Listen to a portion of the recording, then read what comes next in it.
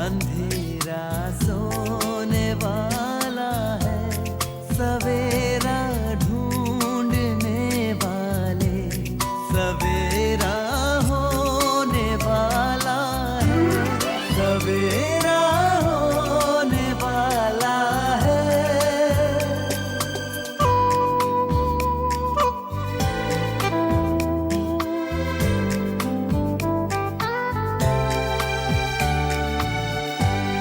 खुशी छलकाएंगी किरणें, खुशी बरसाएंगी किरणें, तेरे गम की सियाही को उजाला धोने वाला है, सवेरा होने वाला है, सवेरा।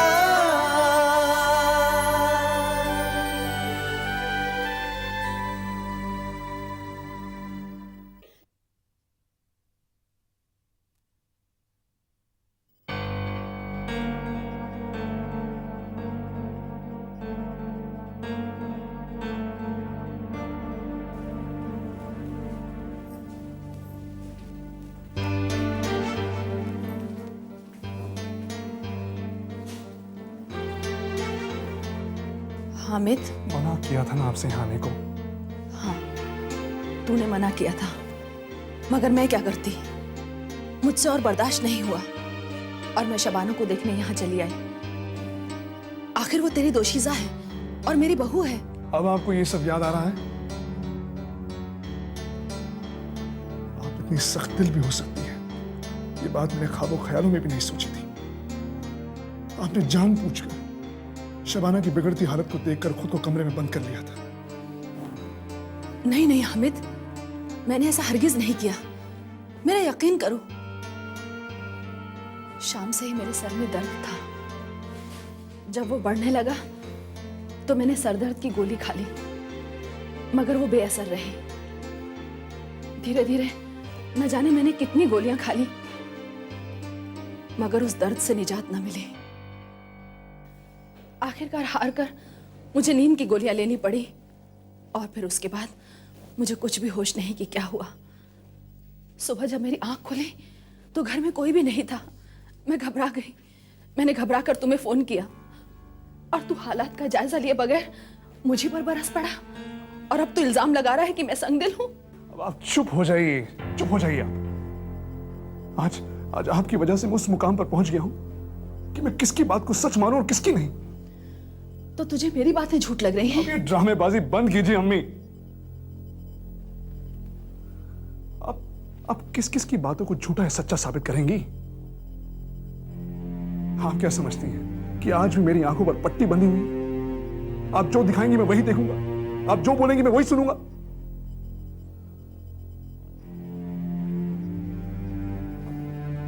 नहीं अम्मी नहीं,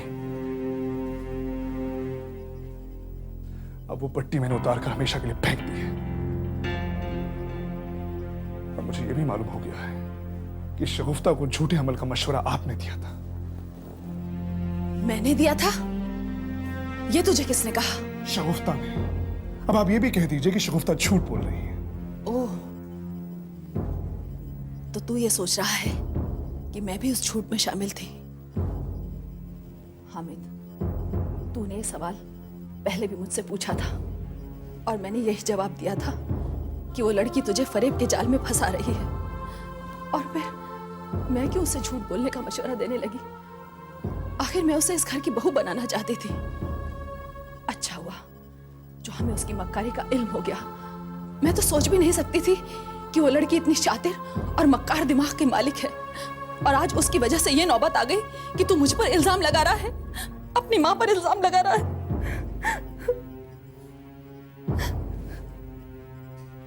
वाकई आपा, बरसों बाद मुझे खुशी नसीब हुई है। तसरीन इतनी जिद्दी और नाजुक किस्म की लड़की है, वो यूं ही किसी के साथ इतने वक्त के लिए बाहर चली जाएगी, ताज्जुब होता है। वक्त के साथ सब ठीक हो जाता है आफ्ताब। वो दोनों इतने वक्त तक नहीं लौटे, इसका मतलब वो दोनों आपस में घुल मिल गए हैं। सही कहा आपने आपा, इससे बड़ी खुशी की बात और कोई हो ही नहीं सकती। लगता है हम अपने मकसद में कामयाब होकर ही रहेंगे। आमीन। अल्लाह मेहरबान है, वो कोई ना कोई रास्ता जरूर निकाल देता है। सही फरमाया आपने आपा। मैं वाकई बहुत परेशान था कि अकबर को उसके जहन से कैसे निकालूं। वो भूलने को तैयार ही नहीं। अंकल, मैं भी आज के इस दिन को भूलने के लिए बिल्कुल तैयार नहीं हूँ। लगता है तुम्हारा दिन बहुत अच्छा गुजरा है। गुजरा? कम ऑन अंकल, ये पूछिए कि क्यों गुजरा। तो बताओ क्यों गुजरा। दरअसल अंकल, मेरे साथ इतना खूबसूरत दोस्त जो गया था, सारा दिन बीत गया, रात हो गई और वक्त कैसे गुजरा कुछ मालूम ही नहीं चला। और मैं तुझ जैसे लंगूर के साथ कितना बोर हुई हूँ इसका तुझे अंदाजा नहीं है। मुझे अंदाजा है। हाँ, कि आप थक कर चूर हो गए होंगे, है ना? हाँ हाँ। चलो तुम दोनों नहाकर फ्रेश हो जाओ, फिर हम सब मिलकर खाना खाएंगे। आंटी, खाना खाने के लिए पेट में जगह होनी चाहिए। हम लोग बाहर बहुत कुछ खा कर आए हैं। क्यों तस्रीन, ठीक कहा ना? हाँ हाँ। अच्छा ठीक है, तुम दोनों फ्रेश हो जाओ, मैं कॉफी बनाकर लाती हूँ। हाँ, not a bad idea. Coffee Tasreen बनाएंगी और जब तक आप लोग डिनर कर लीजिए और उसके बाद हम लोग तस्रीन के हाथ की कॉफी पियेंगे, है ना? देखिए रेहान, आप मजाक करना बंद कीजिए। मैं कोई कॉफी वॉफी नहीं बनाऊंगी। अबू मैं बहुत थक चुकी हूँ और मुझे नींद भी आ रही है। और अगर आपको कॉफी पीने का इतना ही शौक है तो वो रहा किचन, आप जाइए खुद बनाकर पी लीजिए।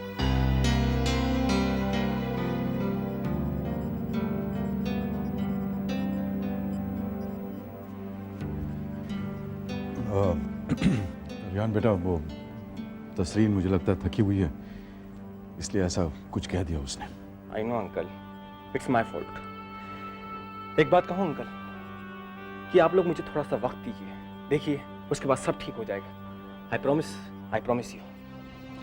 थैंक यू बेटा, थैंक यू। वाह शगुफ्ता, अब हमारे अच्छे दिन आने वाले हैं। तुझे नहीं पता इस शहर में मैंने कैसे कैसे दिन गुजारे हैं। मेरा भी अरमान था कि मैं बहुत बड़ी हीरोइन बनूं, लेकिन मेरा ये ख्वाब बनकर ही रह गया। मैं एक जूनियर आर्टिस्ट बनकर ही रह गई। अगर इतने सालों से इस शहर में मेरा गुजर हो रहा है तो वो सिर्फ मेरे तेज दिमाग की वजह से। अम्मी, मैं जानती हूँ कि आप जो कुछ भी कह रही हैं सही कह रही हैं, मगर पता नहीं मेरी तकदीर में क्या लिखा है। हामिद ने भी मुझे ठुकरा दिया। अब तुम भूल जाओ इन सारी बातों को और जैसा मैं कहती हूँ वैसा ही करो। देखना तुम कहाँ से कहाँ पहुँच जाओगी। कल तुम्हारी फिल्म रिलीज होगी, प्रीमियर होगा, प्रेस आएगी, लेकिन उस वक्त तुम्हारे साथ मैं नहीं रहूंगी। लेकिन तुम मेरी नजरों से दूर नहीं रहोगी, क्योंकि तुम कामयाबी के उस बुलंदी पे रहोगी जहां से तुम्हें हर चीज महज रेजे की तरह नजर आएंगी। तुम्हारी बेइज्जती करते वक्त हामिद ने यह कहा था कि ये फ्लैट उसने तुम्हें उसके साथ एक रात गुजारने के बदले में दिया था। तुम खुद ऐसे कई फ्लैट खरीदोगी। बस कल महबूब से मिलकर सारी बातें तय कर लेना। हाँ अम्मी, अब मैं भी इस मामले में और ताखीर नहीं करना चाहती। जितनी जल्दी हो सके मैं मीडिया को ये खबर दे देना चाहती हूँ। शाबाश मेरी बच्ची, शाबाश। लेकिन एक बात का ख्याल रखना, अखबार में छपने तक अफजल खान की बीवी को इस बात की भनक भी नहीं लगनी चाहिए।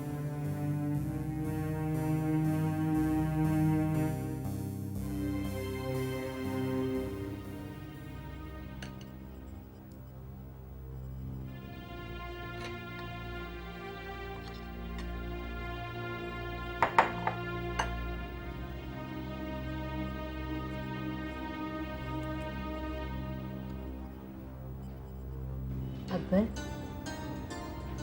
अकबर बेटे, क्या बात है? बेटा तू खाना क्यों नहीं खा रहा? खा तो रहा हूँ मम्मी। मगर ठीक से नहीं खा रहा है। हाँ भाईजान, काफ़ी देर से मैं भी आपको ऐसे ही बैठे देख रही हूँ। देखो बेटा, मैं तुम्हारी जहनी हालत समझ सकती हूँ।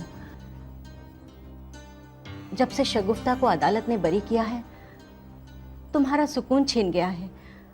तुम खोए खोए रहते हो। जो होना था सो हो गया बेटा। यही बात मुझे सता रही है अम्मी। जो हुआ उसे नहीं होना चाहिए था। हो सकता है बेटा शगुफ्ता वाकई में कातिलाना हो और इमरान ही तुम्हारे मरहूम अब्बू का कातिल हो। उसे तो सजा हुई है ना। मगर बेटा तू ये क्यों भूल रहा है कि किसी को सजा मिलने से या होने से कोई इंसान दोबारा जिंदा नहीं होता।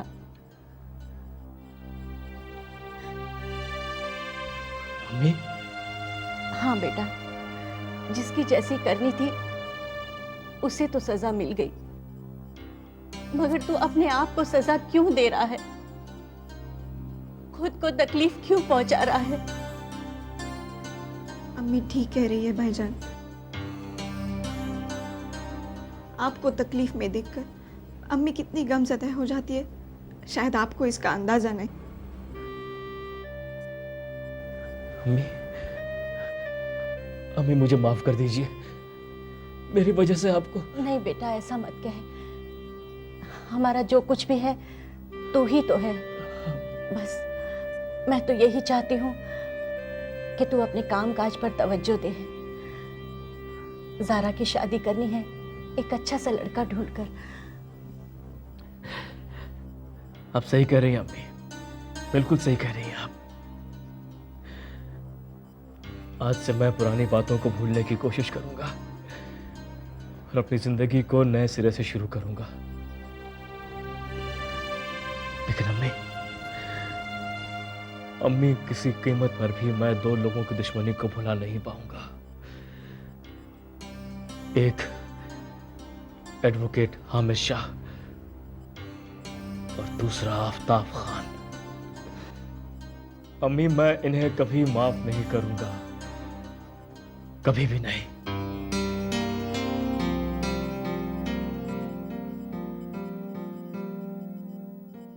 आप ठीक कह रही थी अम्मी।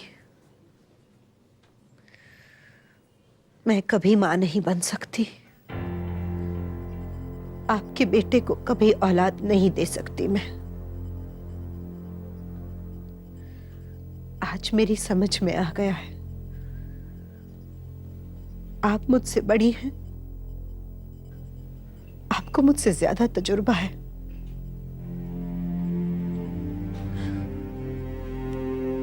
आपको मुझसे ज्यादा अपने पोते और अपने खानदान के वारिस की जरूरत है, जिसे मैं कभी पूरा नहीं कर सकती। ये तुम क्या कह रही हो शबाना? वही जो आप सुनना चाहती हैं। आज मैं हार गई आपसे। अब आप पूरी तरह से जीत गई हैं अम्मी।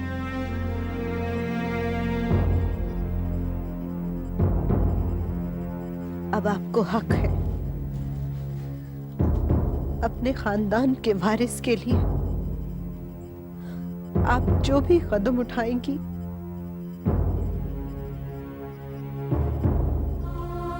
मुझे कबूल होगा।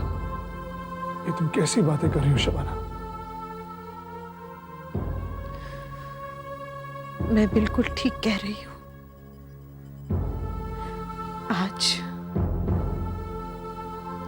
मैं आप सबके सामने हामिद को दूसरा निकाह करने की इजाजत देती हूं।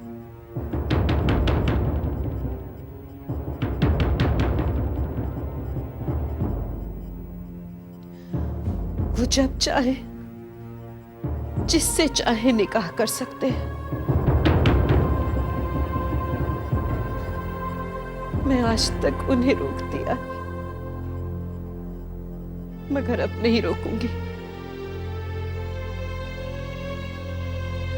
अब जो भी फैसला होगा हामिद और उनकी अम्मी का होगा। अगर वो मुझे इस घर के किसी कोने में पड़े रहने की इजाजत दे तो ठीक, नहीं तो मैं ये घर भी छोड़कर चली जाऊंगी।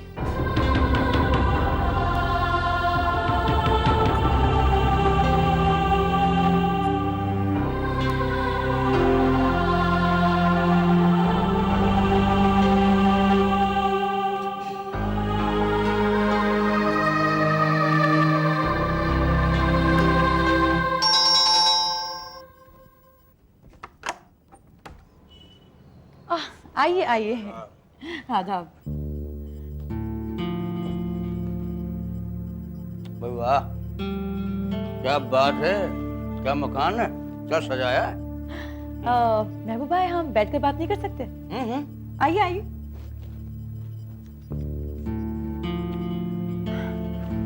वाह, क्या बात।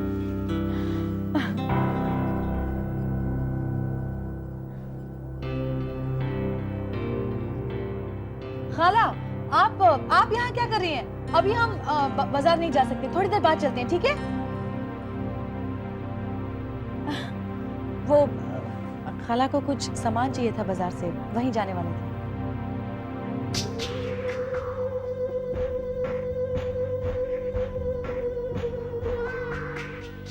आदाब खाला।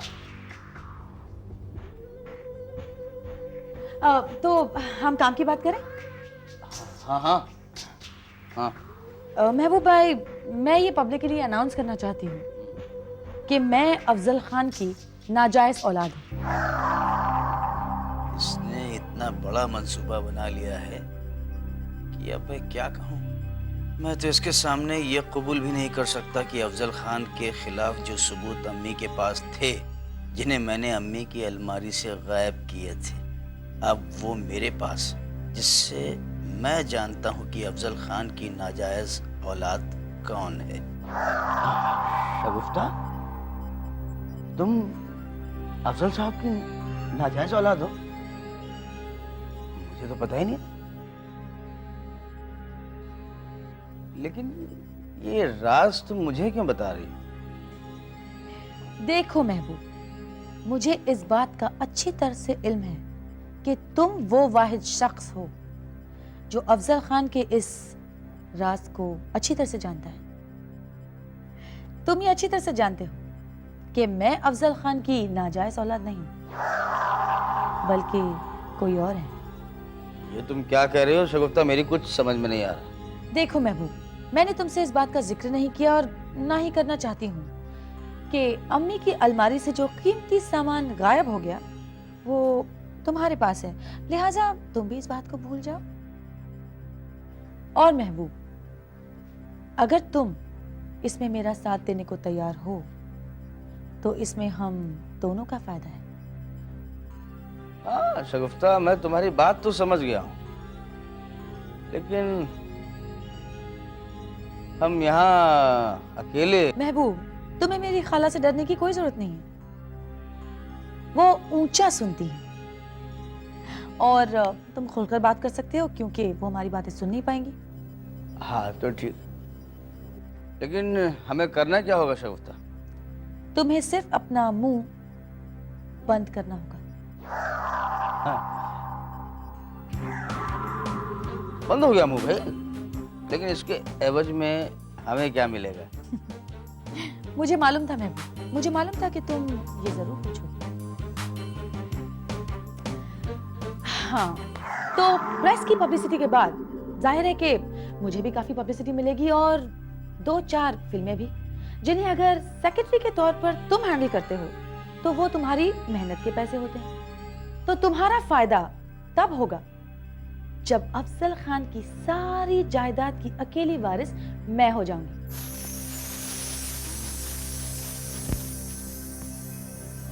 कितना? जायदाद के हिस्से में से 5% तुम्हारा।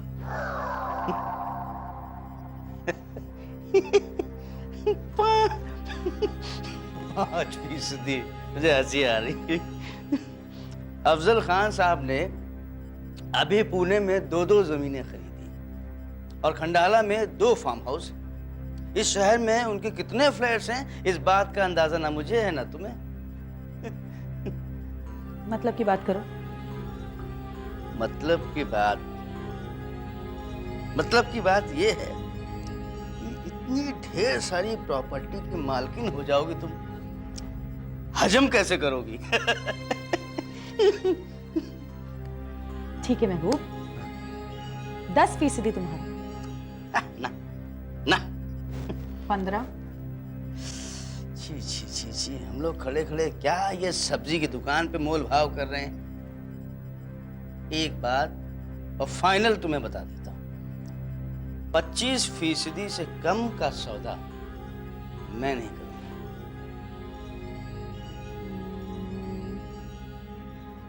ठीक है, मुझे सौदा मंजूर है, मुझे ये सौदा मंजूर है, मगर मेरी एक शर्त है। शर्त बोल। तुम्हें जितनी जल्दी हो सके मीडिया और प्रेस वालों से मेरी एक मीटिंग करवानी होगी, जितनी जल्दी हो सके। ये शर्त है? हाँ। अरे समझो कि तुम्हारा काम हो गया शगुफ्ता। महबूब, तुम्हारा नहीं, हमारा महबूब। ओ हाँ, समझा। हमारा